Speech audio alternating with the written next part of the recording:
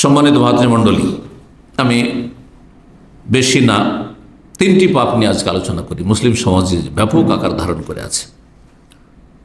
প্রথম হচ্ছে সবচেয়ে বড় পাপ, যেটি সবচেয়ে বড় পাপ কি? শিরক। আর শিরক বললে এই কথা ভাবেন না যে কুফরিটা অত বড় পাপ নয়। শিরক, কুফরি আর মুনাফিকি একই জিনিস, মানে একই রকমের পাপ। এই 3টি অপরাধ সমান। আর এর সমতুল্য আরও কিছু অপরাধ আছে আমলের ক্ষেত্রে, যেমন নামাজ ত্যাগ করা, কুফরি। সুতরাং কুফর আর শিরকের সমান পাপ সেটি, যে টোটালি নামাজ পড়ে না, একেবারে নামাজ পড়ে না, 5 ওয়াক্ত ধরেন, কোনো ওয়াক্ত পড়ে না সেই ব্যক্তি, আর একজন পত্তলিক, প্রতিমা পূজারী, আর একজন আপনার মাজারে সেজদাকারী সমান, কোনো পার্থক্য নেই। একজন নাস্তিক অথবা সেকুলার, ধর্মনিরপেক্ষতা বিশ্বাসী, সব ধর্ম আমি নিরপেক্ষ, নিউট্রাল আমি, আমার কাছে ইসলাম যেমন, হিন্দু ধর্ম তেমন, খ্রিস্টান ধর্ম তেমন, ইহুদি ধর্ম তেমন, সেই ব্যক্তি আর একজন মাজারে সিজদাকারী, একজন প্রতিমা সিজদাকারী হিন্দু সমান, কোনো পার্থক্য নেই, কোনো পার্থক্য নেই। বললা এরও ইমান নেই, ওর ইমান নেই, এও বেঈমান, ও বেঈমান, এও মুশরিক কাফের, এও মুশরিক কাফের, এও স্থায়ী জাহান্নামে, ও স্থায়ী জাহান্নামে। সবচেয়ে বড় অপরাধ, ইন্না শিরকা লাযুলমুন আযীম, শিরক হচ্ছে মহা অপরাধ। আল্লাহ রাব্বুল আলামিন সূরা লোকমানে ইরশাদ করেছেন। লোকমান হাকিমের ভাষায় ছেলেকে বেশ কিছু উপদেশ দিয়েছিলেন আল্লাহর হকের ক্ষেত্রে, আকীদার ক্ষেত্রে, তারপরে সালাত কায়েমের ক্ষেত্রে, আর তারপর অন্তর পরিষ্কার রাখার ক্ষেত্রে, আর তারপরে আল্লাহ রাব্বুল আলামিন সব কিছু অবলোকন করছেন, সব কিছু জানছেন, দেখছেন, এই বিষয়গুলির ক্ষেত্রে, আর আখলাক চরিত্রের ক্ষেত্রে, মানুষের সাথে আদান প্রদানের ক্ষেত্রে, আচার আচরণের ক্ষেত্রে গুরুত্বপূর্ণ সেই নাসিহাগুলি। তো শিরকের অপরাধ, শিরক হোক অথবা কুফরি হোক, নাস্তিকতা হোক, আর ইসলাম ছাড়া অন্য কোনো ইজম হোক, মতবাদ হোক, পথমত হোক, আর এর সমতুল্য কোন গুনাহ হোক।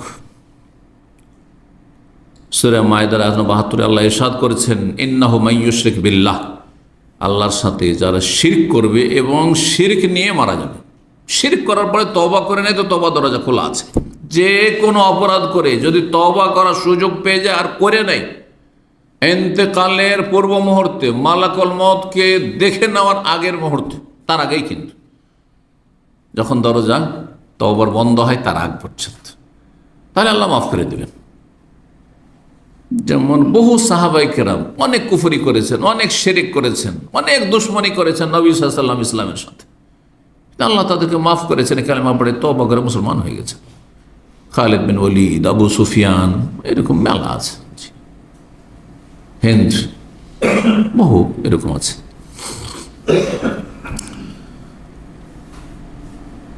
ইন্নাহু মান ইউশরিক বিল্লাহ, আল্লাহর সাথে যে শরীক করবে, শরীক স্থাপন করবে আর শিরকের উপর মারা যাবে। তাহলে কেউ যদি মাজারে বিশ্বাসী হয়, যে মাজার থেকে পাওয়া যায়, মাজারে চাদর চড়াইলে মনের কামনা বাসনা পূরণ হয়, অমুক গিয়েছিল অমুক বাবার দরগাহে, সেখানে যাওয়ার পরে ওখান থেকে এসে তার ছেলে হয়েছে, অমুক রোগী গিয়েছিল সেখানে অমুক দরগাহে, খাজা বাবা আর দরবারে, আর সেখান থেকে আসার পরে ভালো হয়ে গেছে, জি, তাহলে সে মুশরিক কাফের। ফাকাদ হারামাল্লাহু আলাইহি জান্নাত, আল্লাহ বলছেন তার জন্য জান্নাতকে আল্লাহ হারাম করেছেন। হারাম কখন হালাল হয় না, চিরতরে হারাম। তার মানে কোনোদিন সে জান্নাত পাবে না। সে ঈমানকে ধ্বংস করেছে, যদি জন্মসূত্রে মুসলিম হয়ে থাকে, আর জন্মসূত্রে না হয়ে থাকে তো বাইরেই চলো, বাইরে থেকে জাহান্নামে চলে যাবে, চিরতরে জাহান্নামে থাকে। ফাকাদ হারামাল্লাহু জান্নাত, মুশরিকের উপর জান্নাতকে আল্লাহ হারাম করেছেন। জান্নাত যখন হারাম, তো যাবে কোথায়? ওয়া মাওয়াহুন নার, তার স্থান হচ্ছে জাহান্নাম। ওয়া মা লিয-যালিমিন মিন আনসার, কেউ ভাবতে পারে যে ওলিয়া গোস কুতুব তো আছে, পীর বাবা আছে, সুপারিশ করবে, রহমতুল লিল আলামিন, রসুল তো আছেন, নবীর শাফাত পাবে। আল্লাহ ওয়া মা লিয-যালিমিন মিন আনসার, জালেমদের কোনো আনসার নেই, সাহায্যকারী নেই, সুপারিশকারী নেই। যারা বড় জালেম, ঈমান ভঙ্গ করে চলে গেছে, ঈমানের গণ্ডিতে আসেনি, অথবা ঈমানের গণ্ডিতে ছিল জন্মসূত্রে, তারপরে বেরিয়ে চলে গেছে, নাস্তিক, মাজার পূজারী, ঈমান ভঙ্গকারী, এই ধরনের যারা ঈমান ভঙ্গ করেছে, ঈমান ভঙ্গের 10টি যে কারণ রয়েছে, প্রসিদ্ধ কারণ, আমি ধারাবাহিক দুটো আলোচনায় পেশ করেছি, সেগুলি গুরুত্বপূর্ণ সেই আলোচনাগুলি, যে কি কি কারণ ঈমান ভঙ্গ হয়। কারণ আপনাদের যদি জিজ্ঞাসা করি যে উজু কিসে নষ্ট হয়, এখন একবারে ফাটাফাট বলে দেবেন, মুখস্থ আছে সব, যে উজু এই কারণ নষ্ট হয়। নামাজ কি কারণ নষ্ট হয় তাও বলে দেবেন, নামাজের অবস্থায় খেলে, নামাজের অবস্থায় কথা বললে, ঠিক না, নামাজের অবস্থায় হাওয়া খারিজ হলে নামাজ নষ্ট হয়ে যায়। বলতে পারবেন না? পারবেন না এরকম করে? হ্যাঁ, নামাজের অবস্থায় আপনার কিবলা থেকে উল্টো দিকে ঘুরে গেলে ইচ্ছে করে, ইত্যাদি ইত্যাদি বলে দেবেন। কিন্তু ঈমান ইসলাম কিসে নষ্ট হয়ে যায়, হ্যাঁ, আপনার ইসলামই থাকে না, এটা আমাদের ভারত, বাংলাদেশ, পাকিস্তান অধিকাংশ মুসলিমই জানে না। তাদেরকে পাঠ পড়ানো হয় ফিকর, কিন্তু আকীদার পাঠ পড়ানো হয় না, যার ফলে আকীদায় তার ইতিম হয়ে রয়েছে। শোচনীয় অবস্থা তাদের, ধর্মীয় বিশ্বাসের ক্ষেত্রে তাদের অবস্থা খুবই কঠিন। জালেমের কোনো সাহায্যকারী নেই। আল্লাহ রাব্বুল সূরা নিসায় দুই জায়গায় 48 নম্বর আয়াতে এবং 116 নম্বর আয়াতে বলছে, ইন্নাল্লাহা লা ইয়াগফিরু আন ইউশরাকা বিহি, শিরিক করে আল্লাহর কাছে চলে গেলে আল্লাহ কখনো মাফ করবেন না। শিরকের গুনাহ আল্লাহ মাফ করবেন না, নাস্তিকতার গুনাহ আল্লাহ মাফ করবেন না, মানবরচিত ধর্মের গুনাহ আল্লাহ মাফ করবেন না, এইসব পথ মতের গুনাহ আল্লাহ মাফ করবেন না।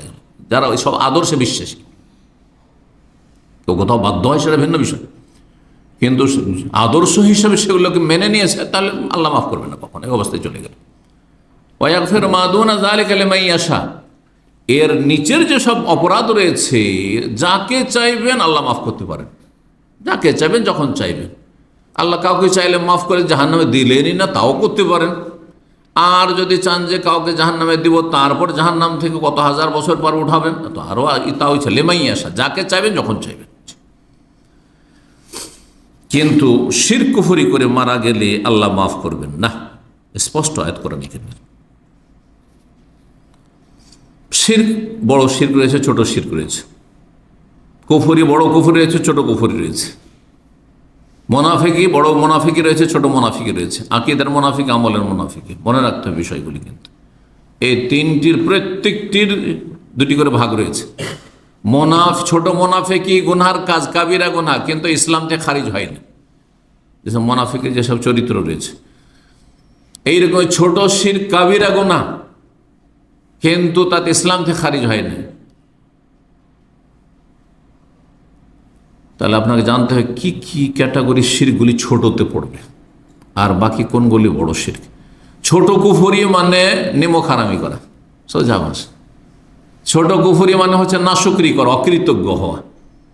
স্ত্রী স্বামীর অকৃতজ্ঞ, নাশুকরি করে, ছেলে মেয়েদের কষ্ট করে বাপ মা মানুষ করেছে, হ্যাঁ অকৃতজ্ঞ, তারপরে বাপ মায়ের মূল্যায়ন করলো না, দেখাশোনা করলো না। অনেক জালেম আছে, অভিশপ্ত মালাউন আছে, যেগুলো বাপ মাকে ধরে ধরে মারছে। আউযু বিল্লাহি মিনাশ শাইতানির রাজিম।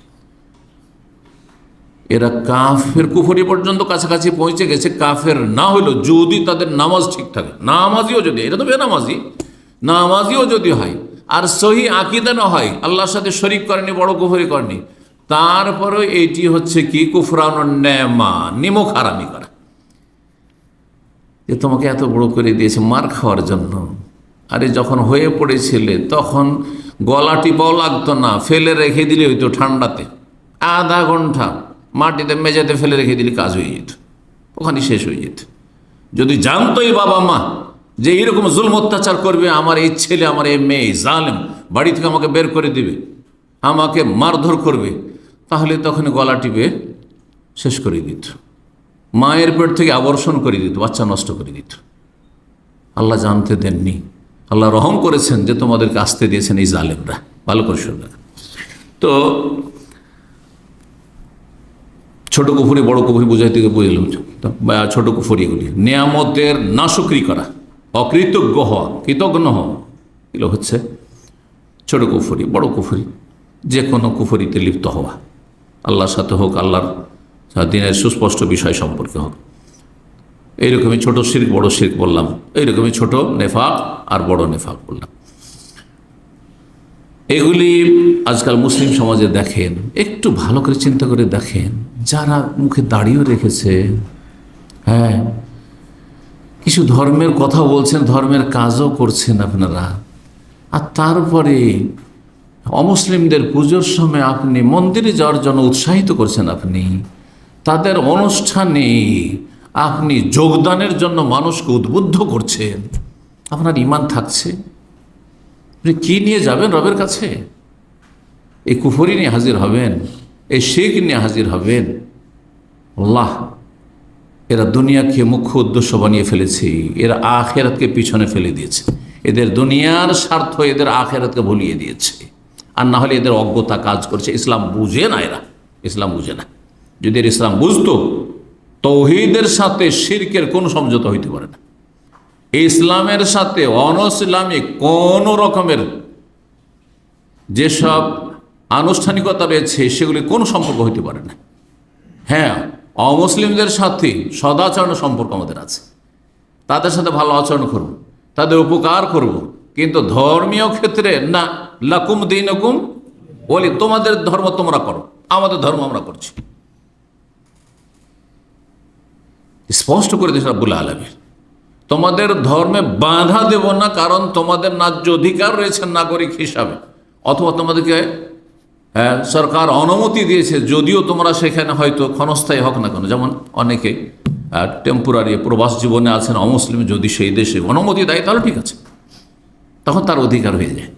আর নাগরিক হিসাবে নাগরিকত্বের অধিকার, সেই অধিকার আমরা হরণ করব না, কিন্তু আমরা ধর্মীয় কাজে কোনো রকমের সহযোগিতা চলবে না, একটা পয়সা দিয়ে সহযোগিতা চলবে না। না হলে আপনি শিরক কুফরিতে অংশ নিলেন আপনি।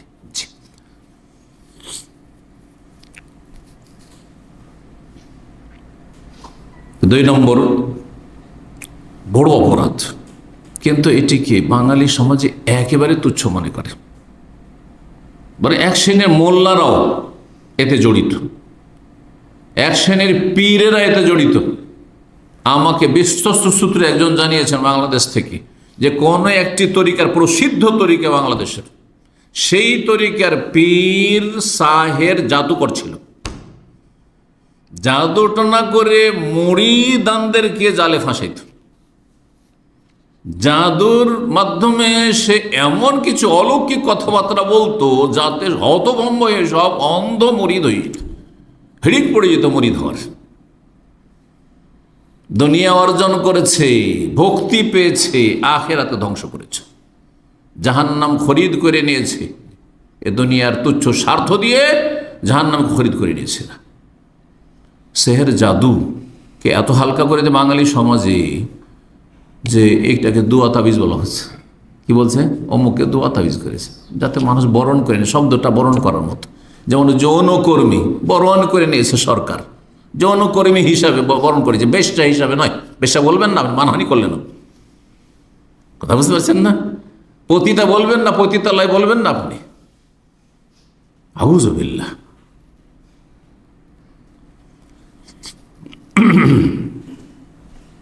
সেহের জাদু, সেহের জাদু এত বেশি আছে বাঙালি সমাজে, যে মা ছেলে মেয়েকে জাদু করছে,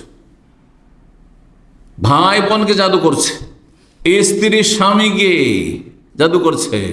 স্বামীর একটু সুরসুরি উঠেছে, একটু বিয়ে করার মন চাইছে, বিয়ে করবি, তোর 12টা বাজিয়ে দেবো।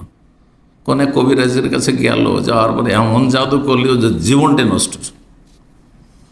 এক লোক এখানে গোপালগঞ্জের ছিল, তারা 2 ভাই ছিল। এক ভাইতে একবার নিয়মিত এখানকার আমাদের সেন্টারের কোর্সের ছাত্র, একসময় কোর্স করাইতাম, আর সে ফার্স্ট সেকেন্ড হইতো। আর তার ভাই যেটি ছিল জাদুতে আক্রান্ত, সে মাঝে মাঝে আসতো, সাপ্তাহিক একদিন করে আসতো, এরকম যেমন সাপ্তাহিক প্রোগ্রামগুলোতে, একদিন 2 দিন।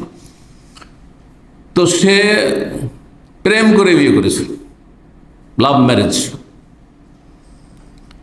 লাভ ম্যারেজগুলোতে সাধারণত এরকম হয়, কারণ চোরের মন পুলিশ পুলিশ, চোরের মন পুলিশ পুলিশ। কোর্ট ম্যারেজ করেছে, লাভ ম্যারেজ করেছে, প্রেম করে যখন বিয়ে হয়েছে, তখন ও মহিলা, ওর স্ত্রী এবং ওর শাশুড়ি মিলে, কি জানি তোকে বিয়ে করেছে, রাখবি কি রাখবে না, তো একটা কোনো তদবির করে রেখে দি। এভাবে এমন তদবির করেছে, এখানে পাগলের মতো ঘুরে বেড়াতো। এই যে হোলসেল চাউলের দোকানে এখানে চাকরি করতো, জামে মসজিদের আশেপাশে, আর পাগলের মতো ওই ছেলেটি ঘুরে বেড়াতো। ওর বড় ভাই একদিন মাঝে মাঝে কয়েকবার করে এসছে, কিন্তু হঠাৎ করে একদিন চলে এসছে, একবারে অসময়ে, জোহর থেকে আসর, যেটা আমাদের বিশ্রামের সময়, অফিসে থাকি সাধারণত, ওই সময় আমার কাছে চলে এসেছে। আসার পরে বলছে যে আমার ভাই খুঁজে পাচ্ছে না, কত পাগলের মতো ঘুরে বেড়াচ্ছে। এমন জাদু করেছে যে স্বামীকে পাগল করে দিয়েছে। কথা বুঝতে পেরেছেন? বাঙালি সমাজে এগুলোকে অপরাধী মনে করা হয় না। কি করেছে? ভালো উদ্দেশ্যে করেছে, যাতে করে ওকে নিজের দিয়ে আকৃষ্ট করে রাখা যায়, ওকে একটু বেঁধে রাখা যায়, হ্যাঁ, ওকে একটু আয়ত্তে রাখা যায়, হ্যাঁ, হাত ছাড়া না হয়ে যায়। কিন্তু কুফরি করে জাহান্নামী, চিরস্থায়ী জাহান্নামী।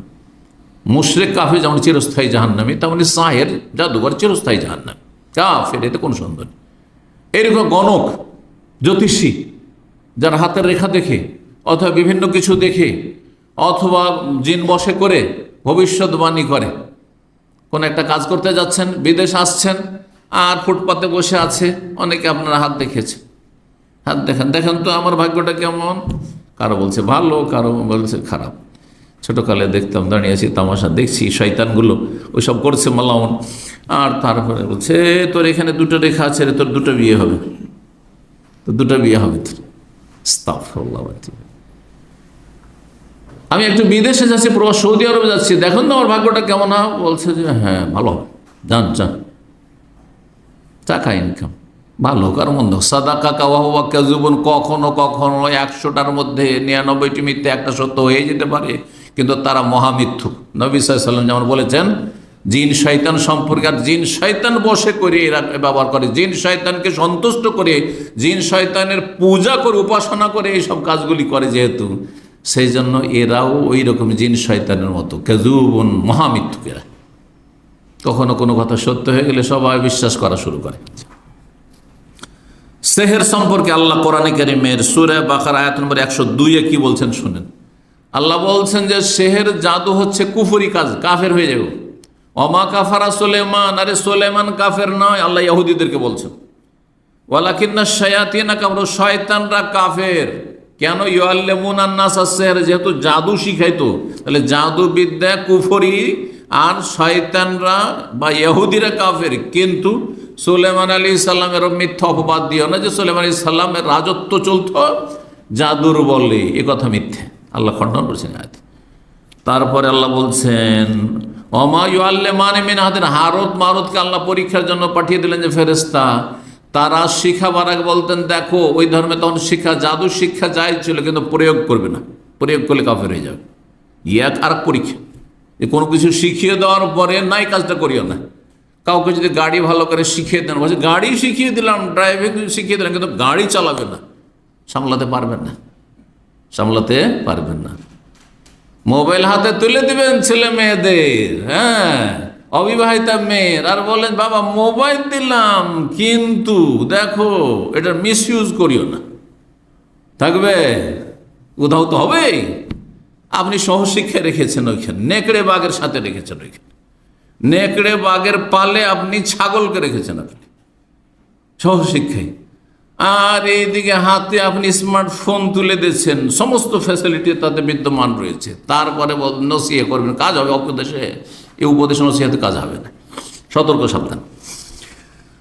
তো আল্লাহ বলছেন কি, হারুত মারুত বলতেন যে দেখো আমরা শিখাবো, কিন্তু একটি শর্তে, ইন্নামা নাহনু ফিতনাতুন, আমরা কিন্তু তোমাদের পরীক্ষার জন্য প্রেরিত হয়েছি, ফালা তাকফুর, কুফরি কাজ করিও না, মানে জাদুর প্রয়োগ করিও না। তাহলে জাদু কুফরি এই আয়াতের দুটো অংশ দিয়ে প্রমাণিত হয়, লম্বা আয়াত সূরা বাকারার। জি, জাদুকররা বা গণক জ্যোতিষীরা, এরা অদৃশ্যের জ্ঞানে দাবি করে যে আমরা গায়েবের কথা বলতে পারি। কেউ হারিয়ে গেছে, কোথায় আছে একটু নিখোঁজ, কারো কোনো কিছু হারিয়ে গেছে, ধন সম্পদ চুরি হয়ে গেছে, অথবা একটা গরু হারিয়ে গেছে, কোথায় আছে, কে চুরি করেছে, এরা সবাই কাফির আল্লাহ বলছেন। কারণ গায়েব আল্লাহ ছাড়া কেউ জানেন না। কেন? বাঙালি সমাজে টাকা পয়সা হারাইলে যান না ওই কবিরাজদের কাছে, হ্যাঁ, এরা জাদুকর, এরা কবিরাজ নয়, এরা রুকিয়া করে না, এরা হচ্ছে সাহের, এরা হচ্ছে গণক জ্যোতিষী, এরা হচ্ছে কাফের। ইসলাম জানতে হবে আপনাকে, নাহলে আপনার নামাজ রোজা হজ জাকাত কোনো কিছু কাজে আসবে না। 3 নম্বর অপরাধ, যে অপরাধটি মুসলিম সমাজে অপরাধী মনে করা হচ্ছে না, তা হচ্ছে নামাজ ছেড়ে দেওয়া। আজকাল অধিকাংশ মুসলিম নামাজের কোনো গুরুত্ব নেই, কোনো গুরুত্ব নেই। যখন ইচ্ছা হলো পড়লো, না হয় পড়লো না। ঐচ্ছিক বিষয় হয়ে গেছে, ঐচ্ছিক বিষয়। অথচ জীবনের প্রথম কোর্স এটি, জীবনের এটি সূচনা আর এটি সমাপ্তি। কিন্তু দৈনিক আপনি রুটিনটা দেখেন রব্বুল আলমিনের। ঘুম থেকে উঠলেই মানুষ ভোরবেলা ঘুম থেকে উঠে, আর যেই সময়টা আজকাল সায়েন্স বলছে, আমরা এক সময় সায়েন্স জানতাম না, আজকাল সোশ্যাল মিডিয়াতে সাধারণ মানুষ এসব জেনে নিচ্ছে যে ভোর রাত্রে যারা জাগবে তারা বেশি সুস্থ থাকবে। ভোর রাত্রে যারা জাগবে, সূর্য ওঠার কয়েক ঘন্টা আগে যারা জেগে যাবে তারা বেশি সুস্থ থাকবে। আর যত তাড়াতাড়ি সন্ধ্যাবেলা ঘুমিয়ে যাবে, হ্যাঁ, বেশি রাত না করে, তত বেশি সুস্থ থাকবে। তাড়াতাড়ি ঘুমিয়ে যান আর শেষ রাতের কিছু অংশ থাকতে জেগে যান। গবেষণা আসছে আজকাল সুস্থ থাকার জন্য এগুলো। তাহলে প্রথম যখন উঠছেন, আর আমাদের আগে যাদের প্রকৃতি ঠিক আছে, বিকৃত হয়নি, পশু পাখি ভোর রাত্রে কিন্তু কিচিরমিচির শুরু করে দেয়, শুরু হয়েছে আল্লাহর জিকির আজকাল শুরু করে দিচ্ছে। ওয়াইন মিন শাইইন ইল্লা ইউসাব্বিহু বিহামদিহি, তাসবিহ তাহলিল শুরু হয়ে গেছে। তাহাজ্জুদের সময় উঠে দেখেন আশেপাশে পশু পাখির আওয়াজ শুনতে পাচ্ছেন, ব্যাঙের আওয়াজ শুনতে পাচ্ছেন, তো বিশেষ করে পাখির আওয়াজ শুনতে পাচ্ছেন আপনি, সব কিচিরমিচির করছে। আল্লাহু আকবার।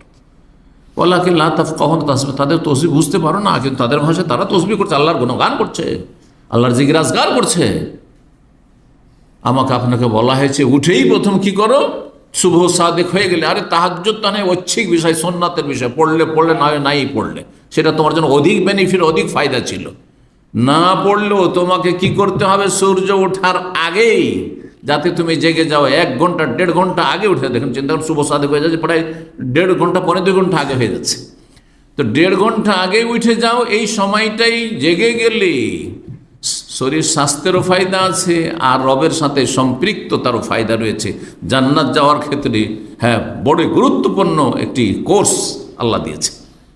যে ভোরে উঠে প্রথম আল্লাহকে স্মরণ করা, কিসের মাধ্যমে? রুকু সেজদার মাধ্যমে, আল্লাহর ইবাদত বন্দেগীর মাধ্যমে, সালাত নামাজের মাধ্যমে। নামাজ দিয়ে দিন শুরু হচ্ছে আমাদের, কথা লম্বা না করে। আবার যখন ঘুমোতে যাচ্ছি, নবী সাল্লাল্লাহু আলাইহি সাল্লাম বিনা কাজে এশার পরে গল্প করতে নিষেধ করেছেন। তাহলে আমাদের দিনের সমাপ্তি কি দিয়ে হবে? এশার সালাত দিয়ে হবে। কাজ নাই, এশার সালাত হয়ে গেছে, শেষ। আর আমরা ছোটকালে গ্রামে এইভাবে আমরা নিজেরা মানুষ হয়েছি, খাওয়া দাওয়া মাগরিব পরে হয়ে গেছে আমাদের। 1400 বছর আগের কথা বলছি না, আজকের থেকে 40 বছর আগের কথা বলছি, 30 বছর আগের কথা বলছি।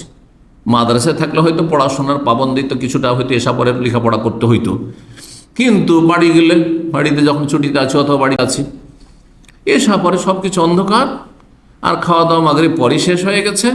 এসা পড়ে এসে সাথে সাথে ঘুম,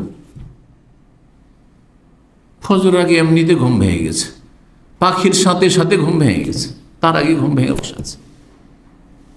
সুবহানাল্লাহ, কত সাদা সেদা জীবনযাপন ছিল, কত শান্তির জীবনযাপন ছিল। দেখেন, আল্লাহ যেন আমাদের বোঝার তৌফিক দান করেন। এবং এইটাই হচ্ছে দিনুল ফিতরা। দিনুল ফিতরা, যে আপনার দিন শুরু হবে নামাজ দিয়ে হবে, আর দিন শেষ হবে নামাজ দিয়ে। রবের সাথে সম্পর্ক শুরু করে দিন শুরু করলেন, আল্লাহ মেলা কাজকর্ম করব, মেলা ঝুঁকিপূর্ণ জায়গায় যেতে হবে, ঝুঁকিপূর্ণ অবস্থা আসবে, আল্লাহ হেফাজত করবেন। মানে সাল্লাহ সুবহা ফি জিম্মাতিল্লাহ, কেউ যে ভোরের নামাজ পড়েন আল্লাহর জিম্মায় চলে গেল, সে আল্লাহ হেফাজত করলেন। আর এশা পড়ে ঘুমিয়ে পড়লাম, আল্লাহ এই রূহ তোমাকে সঁপে দিলাম, তোমার হাওয়ালা করে দিলাম, তোমার হাতে তুলে দিলাম, তুমি চাইলে ফিরিয়ে দেবে, আর না হলে ফিরিয়ে দেবে না। এবং ঘুমাবার যেসব জিকির আজকার, তার মধ্যে একটি জিকির এই রয়েছে, ফাইন আমসাকতা নাফসি ফারহামহা। আল্লাহ যদি আমার আত্মাটাকে তুমি, তোমার কাছে চলে যাবে যখন ঘুমিয়ে পড়বো, যদি তুমি রেখে নাও তাহলে তারপর রহম করিও, আল্লাহ দয়া করিও, জান্নাত দিও। ওয়াইন আরসাল তাহা, আর যদি পুনরায় সে আত্মাটিকে আমার শরীরে ফিরিয়ে পাঠাও, আল্লাহ।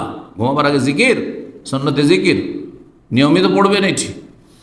ওয়াইন আরসাল তাহা, যদি সেটিকে আবার ছেড়ে দাও তোমার কাছ থেকে আমার এই শরীরে আসতে, ফাহফাজহা বিমা তাহফাজু বিহি ইবাদাকাস সালিহিন, যেভাবে তুমি নেক বান্দাদের যুগে যুগে হেফাজত করেছো, সুরক্ষিত রেখেছো, আল্লাহ আমাকেও সুরক্ষিত রাখি, আমাকে হেফাজত করি।